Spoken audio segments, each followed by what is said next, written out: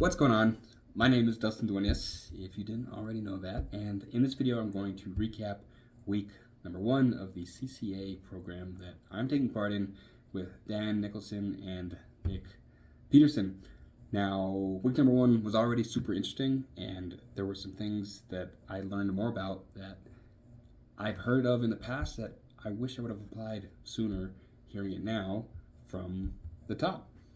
But to kick this off, the first takeaway that I want to talk about is spending time walking by yourself, self-reflecting, not only on the lessons that you're learning day to day, and for us, the lessons that we're learning in the program, but also reflecting on life in general. And when you give yourself time to walk alone, you really give yourself the space to take these lessons and experiences and to mix them together to formulate different potential outcomes. And you learn different ways to apply lessons in future situations, and you figure out ways to apply those lessons in the problems that you're solving, most importantly today.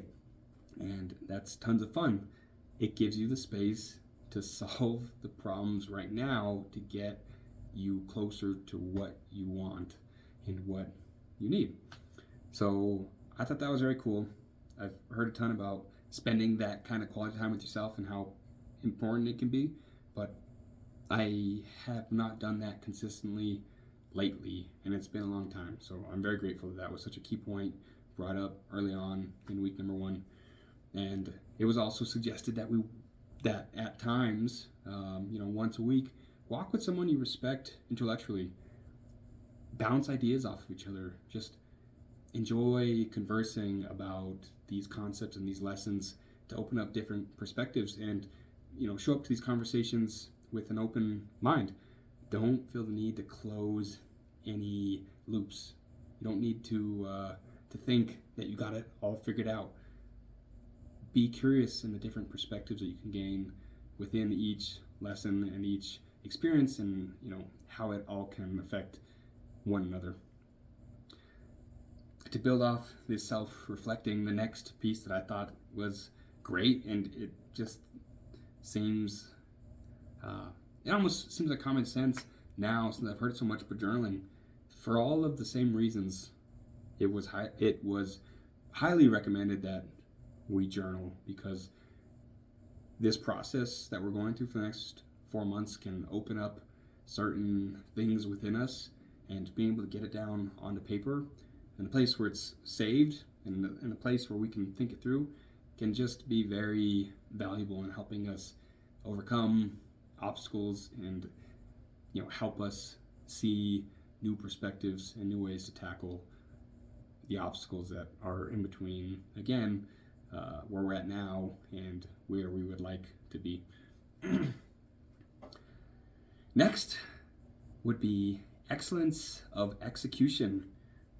This was a really cool topic, and it was brought up in the way that we've seen companies in the last couple of years be really successful, even when they're not operating excellently. Maybe they're just good or okay, but they're still making tons of money.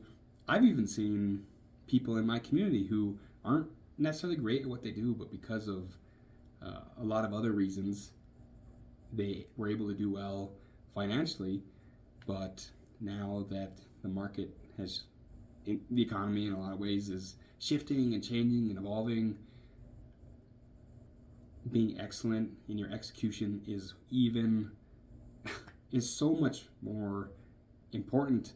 And if you can be excellent in execution in the good times, it's not only going to benefit you in those times, obviously, but when it comes to the bad times, when it comes to the hard times, it's really going to ensure that you will come out on top, that you will be okay, that you will still be able to get closer day by day to what you want and what you need.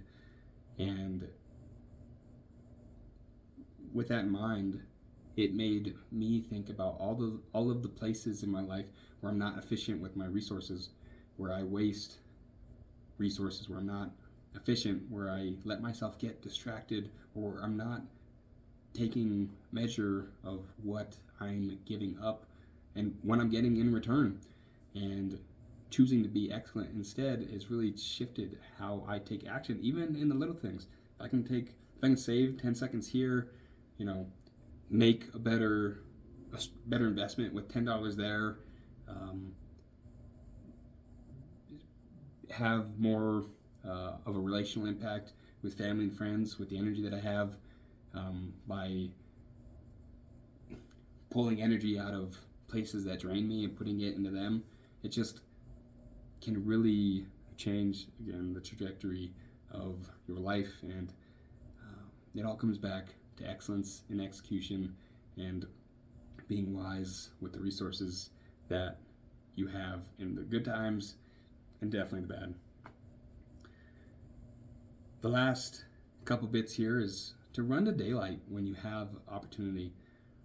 That's an old football term for you football junkies. You've probably heard that one before. But when an opening shows itself, run through it, right? Run through it as quick as you can, and don't hesitate, because like that, it can be gone. So know where you want to go, right? Like, you want to score a touchdown, you're going to have to get through the hole and get through the defense. When you know that, run through the hole. Run through the hole. Find the daylight, and when you see it, run through it. Don't sit back waiting for an even better opportunity to show itself, because in a lot of cases, there won't be a perfect time to go later on. Last but not least, this is a concept I'm still working out to understand, but bear with me here, and if you have comments on it, please comment, especially for those who understand it more clearly than I do. But there's two oppressive elements of anything that you try to do, of any success that you have, and one of them is scrutiny, and the other is expectation. When you're operating at any level, particularly a high level, more and more eyes are watching your every move. They're watching what you do, they're analyzing what you do, they're judging what you do, and even if they're not, it can feel that way. And what happens is that it makes you feel paranoid.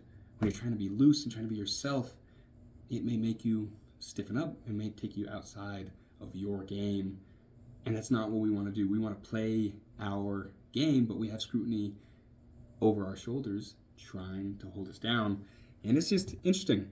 The next would be expectation, and expectation comes in when you conform to the scrutiny, and you curve your expectations, and ultimately you have a certain set of expectations for yourself, and in that, others also have expectations for you. And what's happening is that you may be on this treadmill at a fair pace for you as you're trying something new, but on the outside you have others pressing on the governor or the speed. They're increasing the speed until you fall off, right? They're setting different expectations for you than you have for yourself, and it's just, at least for what I see, important to recognize those two tyrants, scrutiny and expectation, because they can have an effect on you if you let them, and they are there, and they are usually always there in any pursuit of success. So that's something I'm still working through understanding completely, but I thought it was very interesting, and I wanted to give give me a chance to try to explain it.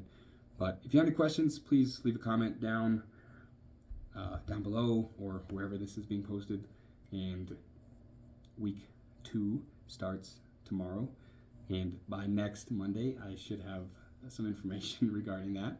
But if you made it this far, thank you for checking it out, and if you haven't already, check out Dan Nicholson and Nick Peterson. Their stuff is awesome, and let's go from there. I hope you guys had a happy Thanksgiving, and we will see you sometime soon.